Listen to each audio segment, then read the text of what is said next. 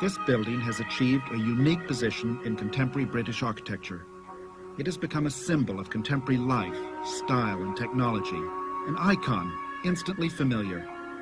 It has entered the popular imagination, the realm of shared fantasy where fact and fiction dissolve into one another. It is a strange mixture of assertion and enigma. One catches glimpses of it from different places all over London, yet one rarely sees it in full.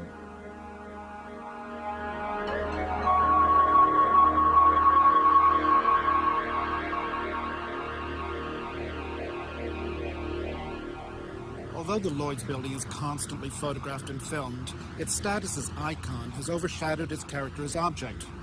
I'm interested in its visual and physical appearance, the way every detail reveals its rigorous intellectual clarity. This is a very radical building. The seemingly windowless exterior is made almost entirely of stainless steel. Masses of silver tubes and funnels rise from the ground. Stacks of identical units all draw the eye upward to the complex crown of the building.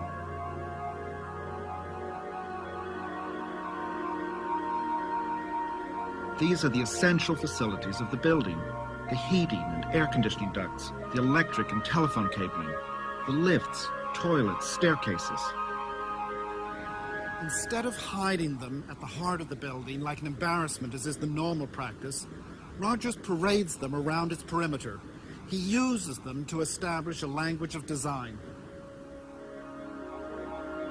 He takes these given elements and articulates them to establish scale, rhythm, detail. He doesn't need to introduce design elements, such as columns and pediments. This is not the surface pseudo-architecture of graphic design. Lloyd's is a truly classical building, a great modernist experience of space.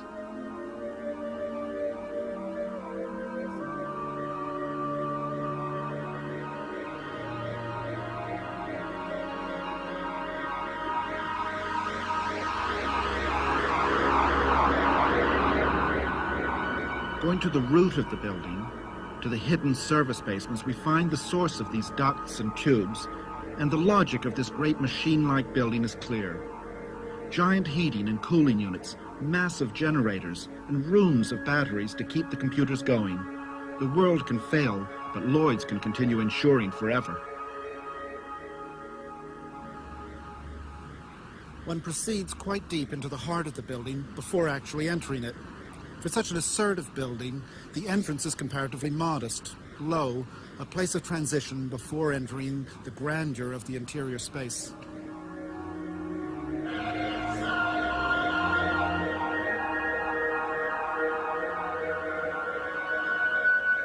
The sight is fabulous, breathtaking. Across an ocean of dark blue carpet is a gleaming white marble rectangle.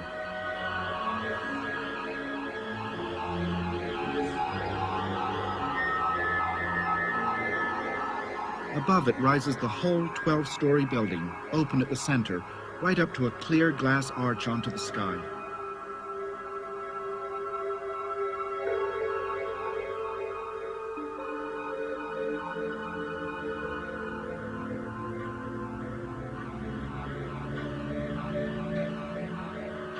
A cascade of escalators, their sides transparent, lit from inside, provide a constant flow of movement.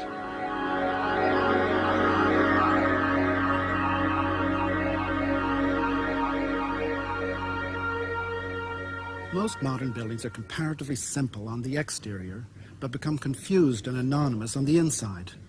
By contrast, the comparative complexity of the Lloyds Building on the outside gives way to a highly graspable simplicity on the inside. In fact, the whole interior is a single vast room. Just as when one walks into the Sistine Chapel and looks up, one's eye is able to take in the order of the whole space in seconds. One looks up and says, "My God, it's so simple."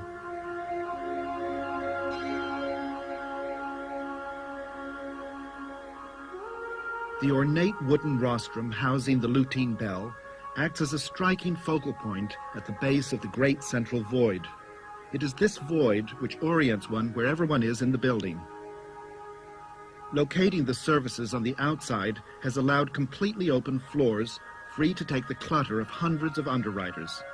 As the business expands, more and more floors can be given over to the market's use. This is a dream, being able to possess the whole building like this empty, being able to look at it so closely. But of course, it's not how the building normally functions or how it really looks. The effect when the building is filled with busy people is intensely theatrical, with the users functioning as both actors and audience. Far from cold and impersonal, the building is animated by its occupants in a celebration of the business it houses. To travel to the upper floors, one leaves the main body of the building, crossing glass bridges that afford glimpses of the outside world, and proceeds to the lift towers. The glass lifts allow sweeping views of the stainless steel exterior and the complex vitality of the surrounding cityscape. Everything in the building has been designed with consistent attention and detail. The standard of craftsmanship and materials is of the very highest quality. Even the smallest detail of these handrails reveals the logic of the whole building. The 11th and 12th floors, the executive floors, were commissioned from another design team, not from Rogers. The result is conventionally executive and sadly disappointing.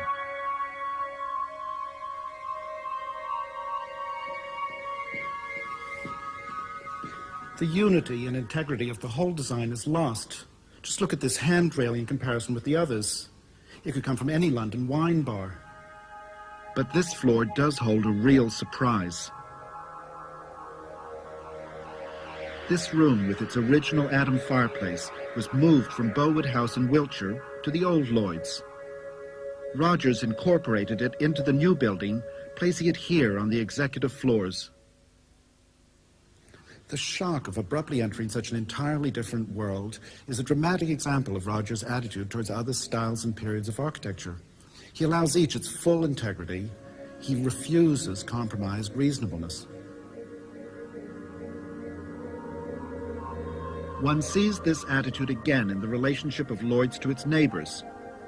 Far from indifferent to them, it emphasizes by distinction their differences of style and material, enhancing the contrasts of historical and visual complexity that make cities exciting.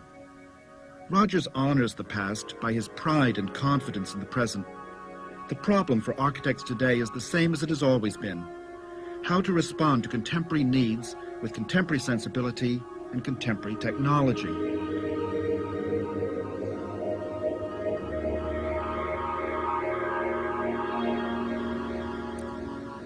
This is the only modern building in London that's really captured my imagination. Great buildings always give me a special kind of pleasure. And as an artist, a mixture of jealous admiration and vicarious pride.